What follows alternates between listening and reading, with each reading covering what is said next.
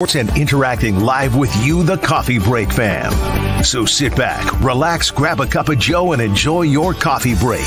Here's your host, Rachel V. Hill. What's up, everybody? Happy Wednesday, the day before Thanksgiving. I am so thankful for each and every single one of you guys. So thank you for hanging with us. I am in Kansas, obviously not our typical background or my home studio. So that's where we are spending the holidays. So let me know in the comments where you will be spending it. There's obviously a ton to get into. We'll get into the Kareem Jackson stuff. Obviously, his suspension being upheld. He will miss 4 games, not be able to return until the week against the Detroit Lions. So we're going to get into that. Cody Roark is going to join us here in a little bit to kind of dig into the Cleveland Browns, what that's going to look like. They're honestly kind of looking very similar to the Broncos. So it's going to be plenty fun to dig into that too. And then, of course, we need to talk a little bit about Coach Prime, and he's teasing something new for next season. Plus, we're getting a little bit of a throwback with him. And will we see 𝘮𝘮 on Saturday?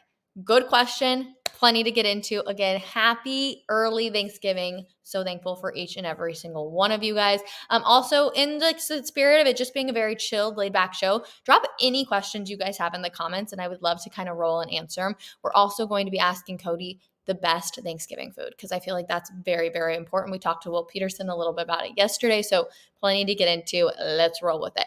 We will start with the Kareem Jackson stuff, though. His suspension is going to stay. He will not be able to return until week 15. I'm not surprised because, like I talked about yesterday, I feel like this is very much the NFL saying, nope, you are a repeat offender. You are going to be sticking with this. This is going to happen. We have already reduced your sentence once. That was last time after the Green Bay Packer game when he got a 4-game suspension. They reduced that back down to 2 games. Comes back, third play, he's back from suspension. Obviously, it's a dirty hit on Josh Dobbs, and it's like, okay, well, now the NFL is saying we're really laying down the law. And you've got Pat Surtain, Justin Simmons, PJ Locke, all kind of defending Kareem Jackson, being like, we need consistency. Like, you can't even go out there and play ball. Honestly, I'm not terribly surprised by it, but I want to say it's a huge bummer for the Denver Broncos because, I mean, it sucks that you have a player who's going to be gone. He's not going to be able to be out there. But if you had PJ Locke, I feel like things were looking a little bit better when PJ Locke was out there, so you might as well stick with him. Now, of course, we're not sure what's going to happen with the injury there. I'm definitely going to be asking Cody about that, see if he's heard any of the latest, because he's still in Denver. He's out there with the team all the time. Obviously, they were off yesterday, so I'm really going to be curious of, like, do we think PJ Locke is going to return this week? If not, then the Kareem Jackson thing is even a bigger bummer. But I am really curious. And you guys, I was just sitting there last night thinking about all the problems that they've had in the secondary between injuries. Like, Caden Stearns obviously goes out. Kareem Jackson gets suspended. PJ Locke goes out when things are looking good. Like, the fact that they've been able to bounce back after having problem again with injury or suspension, it's pretty – you got to kind of applaud Vance Joseph a little bit and be like, good job, because it has not been easy. And Justin Simmons was obviously out with an injury for a little bit. Like, they have been able to bounce back. And I've been watching all of the videos from all the national media talking about the Denver Broncos and, like, what this means. And the fact that they've been able to turn around and they're back at 500 and they're looking good and they're moving the ball well. Like, it's been such an interesting and fast turnaround from the beginning of the week where they're like the laughing stock of the NFL to where they are now. I'm finding it to be fascinating. But what has to happen this week? This week is really, really interesting, at least in my personal opinion, because you have 2 teams. You have the Denver Broncos, who their defense, I think is keeping them in the games. Their offense is kind of struggling. And that's kind of the exact same thing that it is for the Browns. So you have 2 teams where your defense is really looking good. I mean, they're holding teams to 10 points. They had pretty much a walk-off field goal too last week. The Browns did against the Steelers. And so it's like, okay, like, these 2 teams are exactly the same. So how is that matchup going to look on Sunday? I'm really excited about this game. And each game we've talked about this. Every single time the Denver Broncos take the field, as long as they continue to win, it's going to feel almost like a playoff game because they can't really afford to lose very many games because of the slow start. I'm really excited for the game on Sunday. I think it's going to be fun. This DTR guy, I'm like, the Browns have just been on this roller coaster. But you guys, people are talking about the Browns being good for like years and years to come if they can keep their defense looking solid. So it's going to be interesting. I'm excited to get Cody's kind of thoughts on what, how he thinks the strengths and weaknesses for this Denver Broncos team are really going to play out. So good morning, Paul. Thanks for hanging with us, you guys. Plenty of good stuff. I cannot believe Thanksgiving is tomorrow. So please give me something that you are thankful for. I don't know. I feel like this year has just gone down. Like, it's been crazy. It's been such a wild, wild year. So I will do what I'm thankful for at the end. And although I am thankful for you guys, I will give you something else definitely too. Here's a question, and I love this question. Can we win without 3+ turnovers is something I want to see.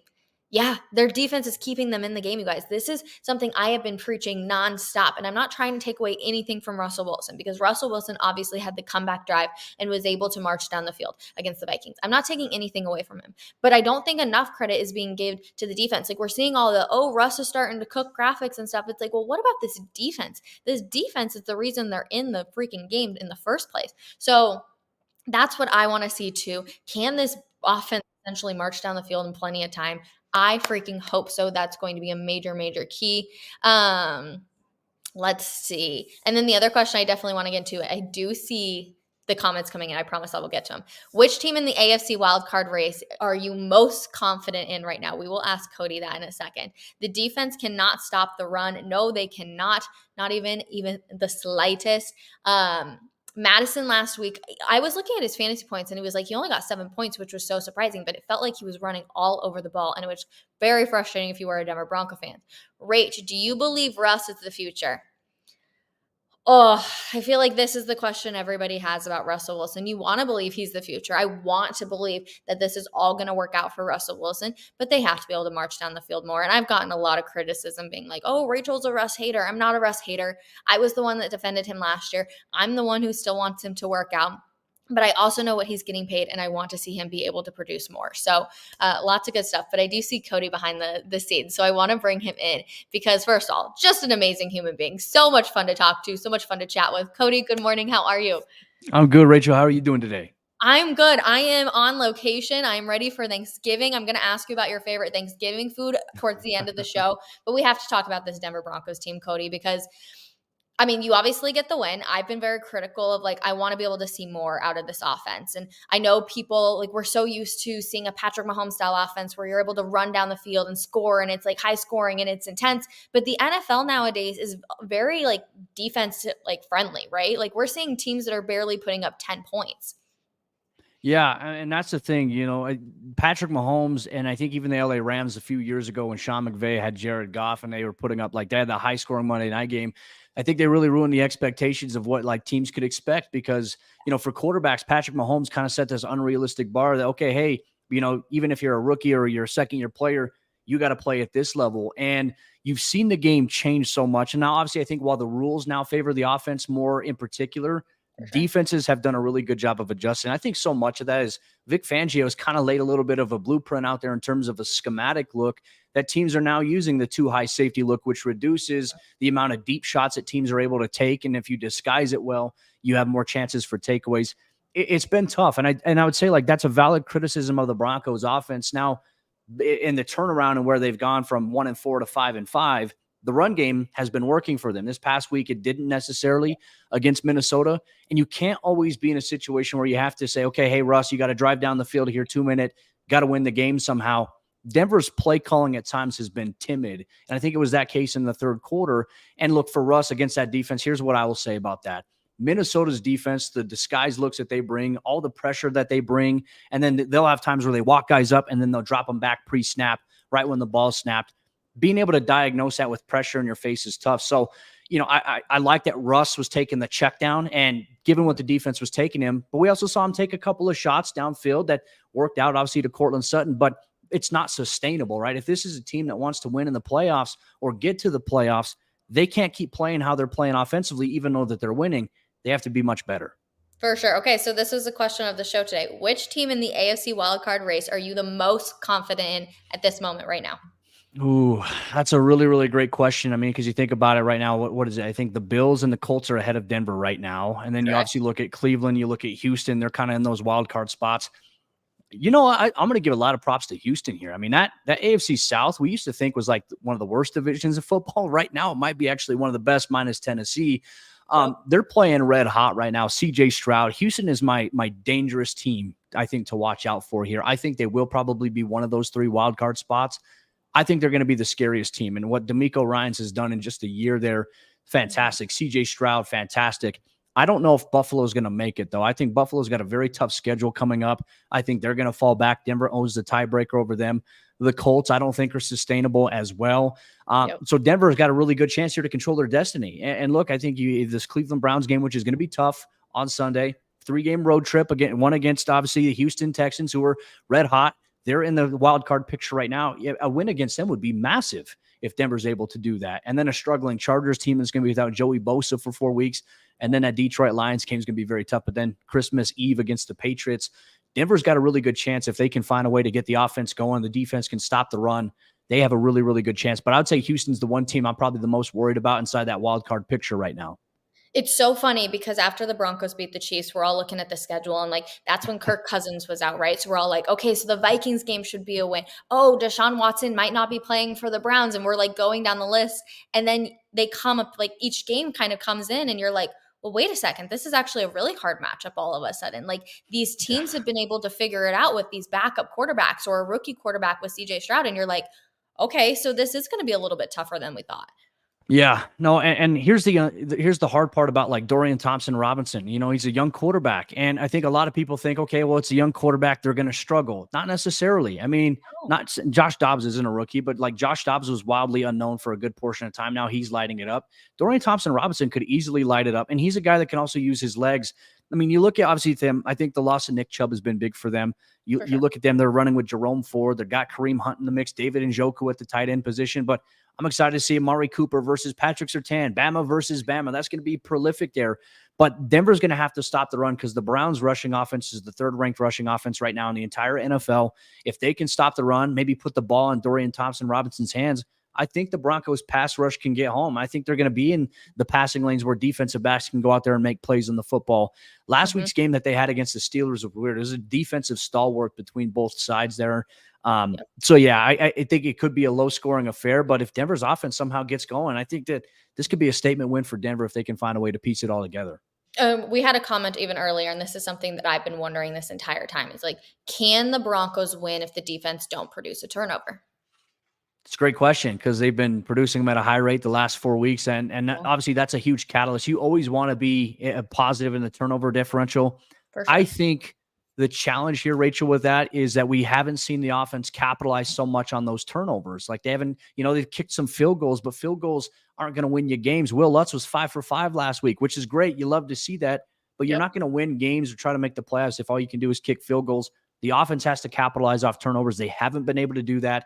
That to me, I think, is been a little bit of a concerning trend for them. And if they don't get a takeaway this week, it's like, okay, hey, can you stop them from scoring? Can you stop them from kicking a field goal? I mean, this could be a 6-3 game potentially if, the worst case scenario here. So it's not sustainable. They have to keep finding ways to generate takeaways. It's tough to do it week in and week out, but hey, they've caught lightning in a bottle. Can they continue to capture that? We'll see. What do you think about Vance Joseph's turnaround? It's been crazy. He was like, everyone was saying, okay, get rid of him. He's done. Get him out of Denver. And look at where this team is now. And in my personal opinion, I think the defense is the reason that this team has been able to pull out the wins. Mm-hmm. Yeah. No, I agree with you there. They've been a massive catalyst. Like they were the big reason why they were losing early on in the season.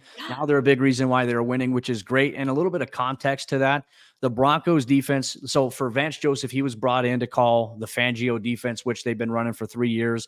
And Sean Payton's mindset was, okay, hey, if it's not broken, don't fix it. Like these guys were one of the best defenses in the NFL last year running this scheme. We want you to run that. So Vance did that and he embraced it. And there was a lot of collaboration between Vance and the players with it, but it wasn't working because Vance has never called Fangio's defense before. So what we're now seeing and what we have seen and during this win streak, the Broncos are still showing Fangio looks, but they're calling Vance's defense within it. So there's been a good compromise there. I think the personnel changes, Rachel, have been great. Jaquan McMillan has been great inside the nickel. They've started Mike Purcell and DJ Jones at defensive end. And then you obviously have Zach Allen mixing in there as well. And then you have Baron Browning and obviously Jonathan Cooper. I think those lineup changes have been big, especially against the run here. But we might see them come out in a little bit of a 4-3 look maybe this week against the Browns to stop the run there. That's where we're going to see Drew Sanders, Josie Jewell, Alex Singleton on the field at the same time, and then probably Baron Browning, Cooper, Zach Allen, and then DJ Jones on the defensive line. So something to keep an eye on potentially this week as the Browns come to town. Oh, so this is like the most random thing, but I still love that Jonathan Cooper is in 0. Like every single time I see the 0 out there, I'm like, yes, I love that they're allowed to do those numbers. Yeah, no, I think it's a nice addition too, and it's just different seeing guys wearing single digit numbers that you wouldn't normally see. It's a good changing of the guard. It reminds me a lot of the college game, which I think is good, but I think more so, some numbers have very sentimental meanings to these guys. And for Jonathan Cooper, I think it just exemplifies, like, he was a guy that was drafted in the 7th round. He dropped because of a heart condition, which luckily he got repaired, and he's playing at a high level. It's fun to see. It's so fun. Okay, we have to talk about Kareem Jackson because it's like the elephant in the room. Everyone's like, okay, I go one way or I go another. I feel like nobody can agree on the hit.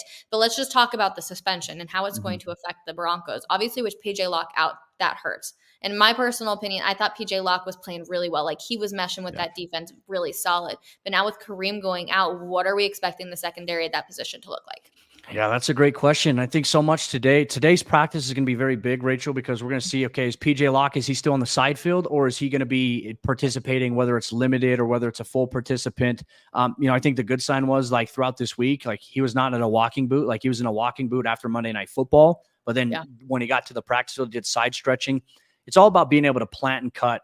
If PJ has a chance to go, PJ's the best bet at the safety position. If he's not able to go, we're going to see more Delarian Turner-Yell, who, look, he's a young guy, and he's been thrown into the fire a few times this season and hasn't had the best results there. It's definitely something you feel like can impact his confidence. But, unfortunately, like, you have to roll with what you have in teams. And he has to know going into the game, because of his experience and lack thereof, teams are going to go after him. And so I think it's on the coaches this week. It's on Turner-Yell and his preparation to, kind of figure out, okay, hey, what might they do? What might they do in terms of their scheme that's going to test me a little bit? How can I be in the best position to make plays? Because, look, he's a young guy. You brought him in to develop as a safety. You have to see it through. Like, he just, the best way to develop is to get playing time. And here's the better chance to do it. And it's at a crucial juncture of the Broncos season. But it's tough, Rachel. I mean, it's tough to replace a guy like Kareem Jackson, or if PJ Locke's not out there, it's tough to replace a guy like him with someone that doesn't have a lot of experience. So that, to me, I think is a concern. If PJ can't go, I think that's an area the Browns are going to try to attack quite a bit this week.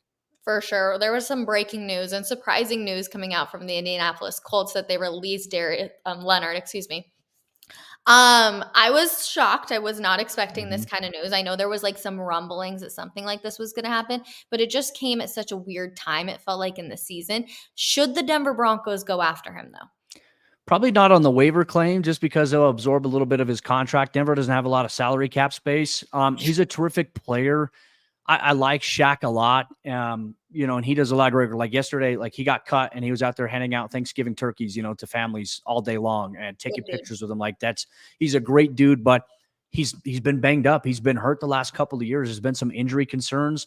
It could potentially be a low risk, high reward type move, but is it a move that the Broncos need to make? I don't think that they need to make that move right now. Especially with them drafting Drew Sanders. They want to see if they can develop him into something special as well. I would say if he didn't have the recent injury history, I'd say, hey, I'd take a flyer on him and see what you can do with it. But obviously not on the waiver order. I mean, you want him to pass through, and then you can make a claim. You can sign him for maybe a 1-year deal, vet minimum, whatever it may be. The salary cap is very tricky. I don't even try to pretend to know anything about that half the time. But I would say probably not the move for Denver to make right now. Okay, I like it. Yeah, I'm not feeling it. I'm like, things are working for this defense. Sometimes when you add too many things in, right? We kind of saw that early on in the season when Sean Payton was like, you know what? These guys aren't meshing well. Get them out there, like you had with Frank Clark and Randy the other name. Thank you. I'm like, it's losing me right now. But yeah, I feel like Sean Payton wants guys that mesh really well together. And sometimes when you add too many in there, you don't get quite the product you're always hoping to be if you put an all-star team together. But I do have questions about Drew Sanders. It's like he has such a high potential, I think, like, and you're seeing it, but he's also so young. But if he can just, I feel like for 1 year, maybe 2 years, I think you can get a serious all-star out of that kid. He's got the potential, and he's super athletic. He's super physical. I mean, we saw how athletic he was in the preseason. I think the bigger thing with Drew is just getting more reps, getting more confidence. And I think as Denver maybe plays some teams that run the football really well, if they transition to the little bit of that 3-4, you're going to see him get looks. When Denver goes dime, though, he's in on the dime package, which is great, or what they call their NASCAR package. In passing situations, he's one of the guys that's going to be covering that deep middle of the field, kind of protecting the sticks there. They love his athleticism. They love his instincts there. He's got the ability to rush the passer. So as we saw last week against Minnesota, Denver sent Alex Singleton and Josie Jewell quite a bit on pressure blitzes, one that led to Jaquan McMillan's interception. Can a guy like Drew Sanders find his way into a type of role like that? It's certainly possible. Right now, he's playing a very big role on special teams, so he's continuing to develop. But I agree, if he continues to just take the necessary steps in his development and there's stability with Denver's defense at play caller, scheme, I think we will see him have a chance to explode here in the next year or two. It's going to be interesting. It's also going to be interesting come Sunday because, and I know you mentioned it, that the rushing game, the ground game for the Browns is solid and they're able to move. And we saw what Madison was able to do last week for the Vikings. What do the Broncos need to do in order to be able to stop the run for the Browns? I mean, they're averaging 142.7 yards per game just on the ground alone. Yeah, I think so much of it too, and this is where the problem comes in. I think scheme, like the Minnesota Vikings scheme, very similar. It's the Kyle Shanahan style of run game, outside zone. It's patient. The blocking scheme is similar. Well, Stefanski's scheme in Cleveland is the same exact product of that very nature there. And, if they had Nick Chubb, I'd be a little bit more concerned. Kareem Hunt obviously is very explosive, but I think Denver's got a really good chance to buckle down this week. And I think against Minnesota, one thing I saw on the rewatch, going back and watching the game, I felt like they over pursued at times because how the blocking was setting up and where the running back was going. They felt like they were going to meet him in the hole. Great patience by Madison, and obviously Chandler being able to hesitate, make a step, cut back to the other side.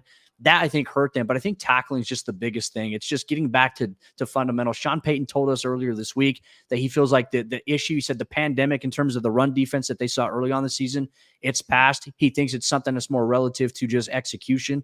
So, as cliche as it says, they're just going to have to go out there and stop the run, which is cliche. But, how do you do it? Well, it's just about playing your gap integrity, understanding what your assignment is, not over pursuing. And more importantly, for like the linebackers and the D line, what is the offensive line telling you? For the linebackers, their job is to read the guard. The guard is going to tell you where the play is going. So attack it, trust it. And that's something that they're going to be working on big time this week. Yep. I'm seeing a lot of comments saying this is going to be our toughest test yet. And I do agree. This defense for the Browns is definitely intense, but we love a good football game at the same time. We also love Thanksgiving foods, Cody, excuse me. Give me your number one Thanksgiving side meal. That's tough. There's so many good options. I love green bean casserole. I think that's always like a little bit of a clutch thing, but I'm a mac and cheese guy. I love mac and cheese. And so what I do is I smoke my mac and cheese a little bit and I use chicken broth. It gives it really good flavor. I'm going to go with mac and cheese. That's my number one side dish. I was actually on a call yesterday and she was asking everybody, she's like, are you going to have mac and cheese at your Thanksgiving meal? She's like, I'm doing a whole thing on this because apparently down south, it's obvious. It's like the number one thing. And she's like, it seems like when you get kind of out West Coast, nobody wants mac and cheese. And I'm like, listen, I'll eat some mac and cheese, but I'm also a mashed potato girl at heart. Like that with a little bit of corn, like that is perfection right there. No, I'm with you there. I like one of my favorite things to do is I'll take like a slice of the turkey and I'll put some mashed potatoes on it and a little bit of gravy. And there you go. You get the best of both worlds. Yes. Oh, so good. Cody, always a pleasure. Thank you so much. You're headed out to practice here, I'm assuming, very soon? Yes, very soon. We're going to be out there. They're going to be out there probably like 12:25. And so we're going to go out there, see what the vibe is here. And obviously they're going to practice on Thanksgiving Day. So we'll see what comes out of that. And I appreciate you for having me on, Rachel. Of course. Are you going to be out there tomorrow? Yep. Cody, you're incredible. Job well done, my friend. Job well done. Taking your job so seriously. Appreciate you, though. We will talk to you later. Thank you so much. All right. We absolutely love Cody. He's so much fun. And just for the whole Cody Corey thing, my fiance's stepbrother's name is Corey. And so I've been thinking of that while we've been out here. So I'm like, I feel bad that I called him that. I am seeing a lot of your guys' questions though. So please keep them coming. We'll do like a little bit of a Q&A down at the bottom of this, but let's talk about maybe some new uniforms when it comes to this Denver or this Colorado Buffaloes team, actually. So Deion Sanders yesterday was said, yes, that may be in the works. The black and white are the original. Put a little gold check on it and we're good.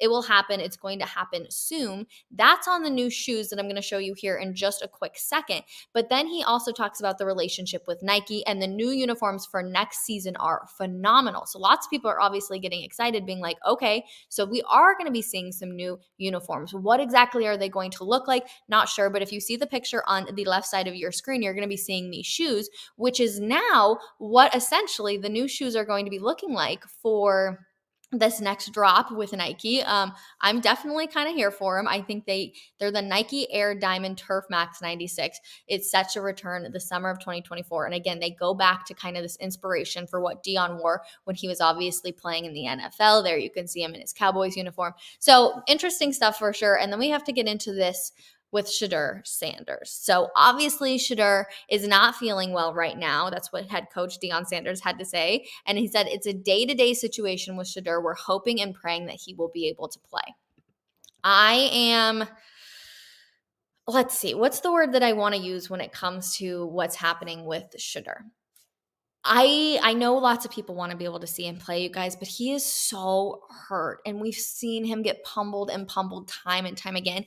And they're pretty much not fighting for anything. Like at this point, the bowl game hopes are gone. Like if they won one more game, maybe they would be able to get in just because they're such a hot topic name. But I'm like, Shedeur is beat up. We've seen it. He did not come back last week. Like just let him heal. The game's over. Like really look ahead to next year of how we want Shedeur to look. I don't know if he's going to go into the NFL. I know that question is still kind of being tossed around, but it feels like that answer has been stopped. So I don't think so. So let him get healthy. Don't put him at risk for anything else because injuries can happen at any point in the season. So I'm just like, I don't think it'd be a good move for them. I personally just don't like it. I'm like, let him sit. Let him be a leader come next year. Beef up the offensive line a little bit. But otherwise, I'm just like, don't play him. I just don't like the move. And I really hope, I know they want him to play, but I'm like, just don't. There's no point literally at all. So I know I've said that like 10 times right there, but you guys, I'm just not. Yeah. See, I'd sit him. Don't ruin him. Exactly. Just sit him out. 100% I agree. Like they're literally playing for nothing. So what's the point of putting a young man out there who's already hurt, who's already dealing with a lot of pain for what? A pointless game? Like there's literally no reason at all. Allow him that extra time to get healthy, to get ready, enjoy the off season, really help his body be able to heal. Like otherwise, I just don't see any point in him playing this weekend against Utah. I'm like, just don't do it, Deion. I don't love the move at all. I want to answer some of your guys' questions though too. So let's see in here. Russ will be a backup QB. He's not consistent enough. I don't know what the future is going to hold for Russell Wilson. And I don't know if he would be a backup QB. Like, I just don't know if Russ would be willing to do that. I could see Russ being like, you know what? We're just going to move on. And he's going to make so much money from the Broncos. If they don't keep him around this year, he's going to make so much money. Now, of course, if this team goes and somehow makes it into a playoff game or even somehow wins a playoff game, that he's going to be the starter next year. But it does seem like they've dumbed down the entire playbook, which is where I personally find it frustrating that people are being like, oh, Russ is looking really good. It's like they've dumbed down this playbook so much and they've made it so simplified that he's not like Sean Payton is not doing everything he wants to offensively. So I'm like, is Sean Payton going to be like, okay, let's sign me up for another year of this where I'm not able to do the playbook that I want to actually use because of my quarterback and the limited play?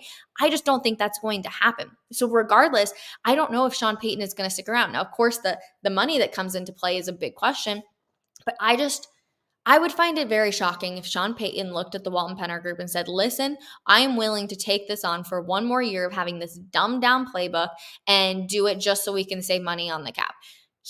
They're paying their backup quarterback. They're paying Jarrett Stidham a decent amount of money because obviously there wasn't a ton of faith in what Russell Wilson was going to look like.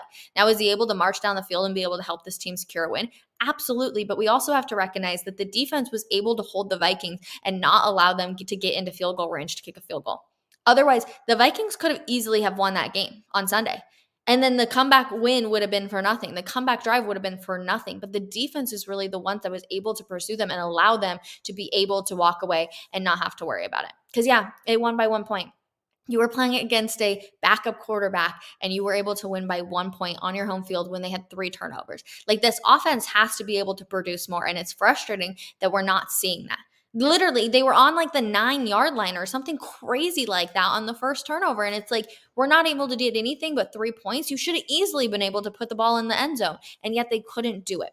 Are we going to see more of a run game out of Javonte Williams? I hope so. This past game, we saw like 47 total yards on the ball or on the ground. You have to be able to run the ball more. And again, I feel like sometimes Sean Payton's playing this head game of like, all right, they think we're going to run the ball a lot, so let's try and do this a little bit differently. Like, I feel like it's like this mental game that I'm playing with Sean Payton.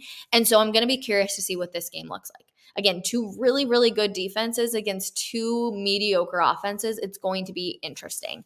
Let's see. Hello from Wisconsin. What's up? What are you eating for Wisconsin? What's your favorite side from out there? Let's see. people call me a hater. I want to move on. We need a long-term QB because QBs in the AFC are all young. I want a pro playbook, not high school playbook. I agree. I would love to see more, dialed up plays and everything like that. I don't know if they will move on. The O-line is not great at pass blocking, 100%. They've struggled for how much money they put into it. But again, I've been talking with a lot of people behind the scenes, and so many people are saying, yeah, the O-line gets a lot of credit for, essentially falling apart. But it's actually really related to the quarterback play. I would love to sit down and have like a full on, maybe we could ask Mark Schlereth to do it, to really lay out, whose problem was it on some of the plays that go negative or some of the plays that go really bad. Maybe we'll ask Mark Schlereth to do that. Let me know in the comments. Also, I'm curious, do you guys like the new graphics we've been doing? I feel like they've been fun and kind of, interesting and a different approach to some of the stuff that you've been seeing. So let me know in the comments too. But you guys, this show was so fun. Cody is amazing. Love hanging out with him too. I love hanging out with all of you guys in the comments, and I am so, so thankful, like I said, for all of you each and every single day to allow me to sit here and talk sports and to be able to just have fun. And again, I feel like I'm just hanging out with a bunch of my friends being able to talk sports every day, so I can't thank you enough. I'm so thankful for my coworkers. We've got Matt on the back end, obviously Jake, Will, James, Cecil, Mace, all of them every single time. And you guys, I'm so excited about the Denver Broncos for Sunday. I'm excited for, we got Nuggets and Avs. Like, sports are rolling right now. So thank you all so much for hanging out with me. Appreciate it. Got to have those mashed potatoes. I'm going to be eating mashed potatoes, sweet potatoes tomorrow, all the good stuff, and be ready to watch a bunch of football games tomorrow afternoon. So I love you all. Have a wonderful Thanksgiving, and we'll see you guys back there Monday morning, 10:30 a.m. Mountain Time for another episode of Coffee Break. And hopefully we're talking about another Denver Broncos W. We'll see you guys then. Have a wonderful weekend. Bye, everybody.